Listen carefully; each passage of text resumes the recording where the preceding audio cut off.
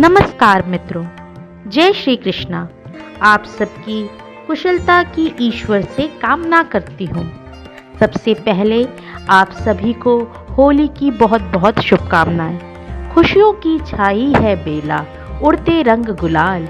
ईश्वर का आशीष मिले और प्रेम रंग से जीवन हो खुशहाल। मित्रों, सनातन धर्म तथा हिंदू पंथ में हमारे सभी उत्सव हमको ईश्वर के समीप ले आते हैं। इस दिन हिरण्यकश्यप राक्षस ने अपने पुत्र प्रहलाद को मारने के लिए अपनी बहन होलिका को आदेश दिया था। होलिका राक्षसी को वरदान प्राप्त था कि अग्नि उसे जला नहीं सकती। प्रहलाद प्रभु नारायण के परम भक्त थे। उनके पिता को ये बात स्वीकार नहीं थी। अतः भाई की आज्ञानुसार होलिका राक्षसी प्रहलाद को लेकर अग्नि में प्रवेश करती है। परंतु जब परमपिता परमेश्वर का साथ भक्त को मिल जाए तो भक्त पर आने वाले सभी संकट प्रभु हल लेते हैं।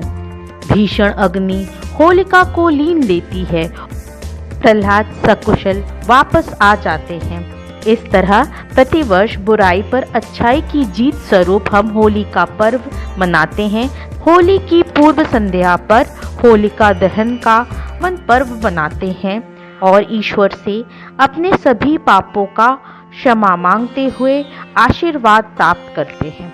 विक्रम संवत 2078 फाल्गुन माह शुक्ल पक्ष की चतुर्दशी दिनांक 17 मार्च 2022 गुरुवार के दिन होलिका दहन का पर्व है तथा 18 मार्च 2022 को हम होली खेलेंगे। ये पर्व पूर्णिमा रात्रि में संपन्न होता है तथा ये रात्रि पूजा अर्चना ध्यान योग आदि सभी की दृष्टि से अति महत्वपूर्ण है। इस तिथि को पिछले 8 दिनों से चलने वाला होला अष्टक भी समाप्त हो जाता है। 17 मार्च को चतुर्दशी तिथि दोपहर 1:38 पर लग रही है। पूर्णिमा का प्रारंभ दोपहर 1:38 से है, जो कि 18 मार्च दोपहर 12:45 तक रहेगी। होलिका दहन का मुहूर्त 17 मार्च में रात्रि 9:20 से रात्रि 10:25 तक है। आपको इस समय का सदुपयोग कर होलिका दहन संपन्न करना चाहिए, अन्यथा अगला होलिका दहन का मुहूर्त देर रात 18 मार्च में 1:15 के बाद है। सबसे पहले कुछ उपाय हैं जो आप होलिका दहन के समय कर सकते हैं। आज के दिन दही, हल्दी, बेसन, आटा, शहद, सरसों के दाने, सरसों का तेल मिलाकर उपटन बनाएं तथा सभी परिवार के लोग उपटन का इस्तेमाल करें।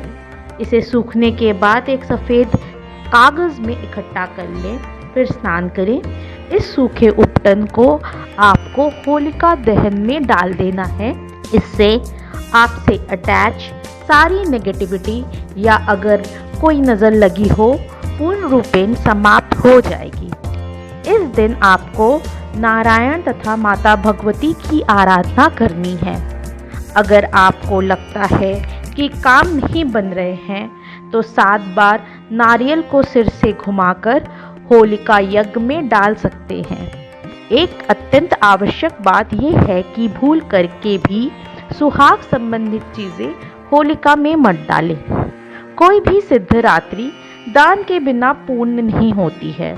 अतः आटा जितना आप ज़रूरतमंदों को दे सके, सरसों का तेल वो भी जितना आप दे सके, एक लोहे की कढ़ाई में फलों तथा मिठाइयों के साथ गरीबों तथा ज़रूरतमंदों को दे। यह रात्रि महान सिद्धि रात्रि है, तो बताए गए उपाय आपको अवश्य करने चाहिए। इसके अतिरिक्त जहाँ पर आपने ठंडी होली का पूजन किया हुआ है वहीं पर होलिका दहन के लिए भी जाए।